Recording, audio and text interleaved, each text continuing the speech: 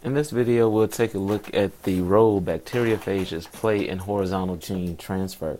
In horizontal gene transfer, one bacterial cell, the donor, is going to donate or transfer genetic information to another bacterial cell, typically referred to as the recipient. I'm going to consider two types of two roles that bacteriophages play here.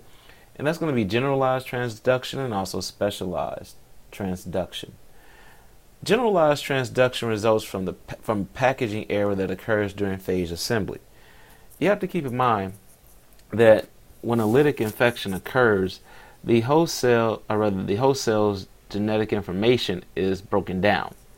And that ultimately helps prevent the host cell from being able to reproduce more host cell proteins and favors the ability of it to produce viral proteins, but those broken down, degraded pieces of the host cell's genetic information of the host cell's chromosome can sometimes mistakenly end up getting packaged into the head or the nucleocapsid of that particular phage.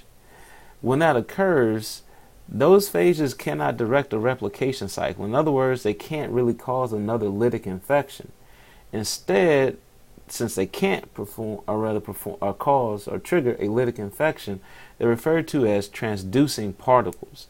They're basically a means for one bacterial cell to move some of its genetic information, some of its genome, to another at that point, because they don't have the viral genetic information in order to trigger viral or virion construction, basically. So after these transducing particles are released, they can go through a similar process of attachment and genome entry.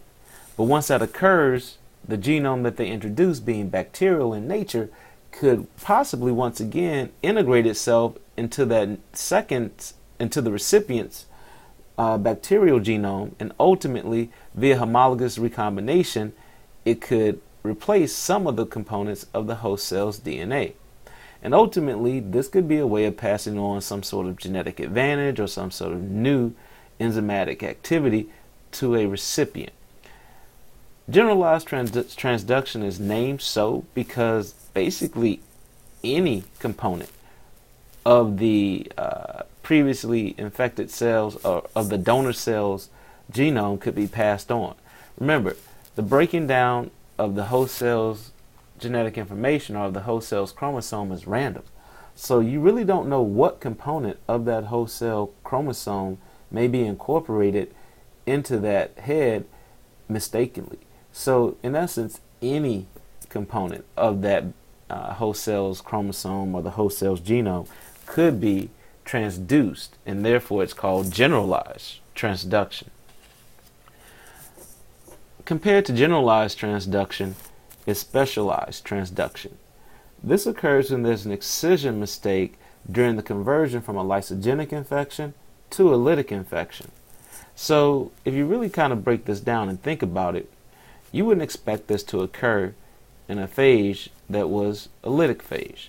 It would have to be a temperate phage in order for this form of transduction, specialized transduction, to occur, because you have to enter lysogeny in order for this excision mistake to occur.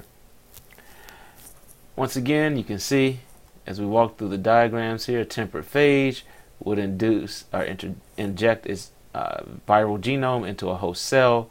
You can see the prophage, which is established here in green. The host cell's genome or chromosome is here in purple. When you when you convert from the lysogenic infection to the lytic infection, remember, the prophage has to be excised. So you can see here the prophage has been excised, but if you take a real close look there's a little bit of the purple bacterial genome with it. We've left behind a little bit of that prophage genome. Now, once again, this excised prophage would enter a lytic cycle. It would be the viral genome that is replicated. And once it is, you can see it's incorporated into the heads of the new virions that are produced. So now these new virions are carrying defective viral genome. It's defective because ultimately it contains part of the bacterial genome. These new variants, however, once released, can go out and bind to a new host cell, as you see here happening in step number 5. And once the viral genome is introduced into the new host cell, you can see that some of the bacterial genes may integrate via, once again, homologous recombination.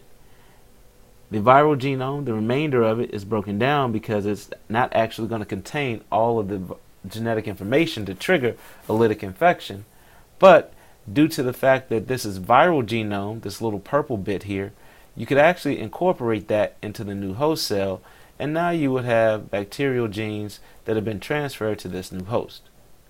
Now, once again, one of the distinctive differences between general and specialized transduction is potentially the type of phage that can do it.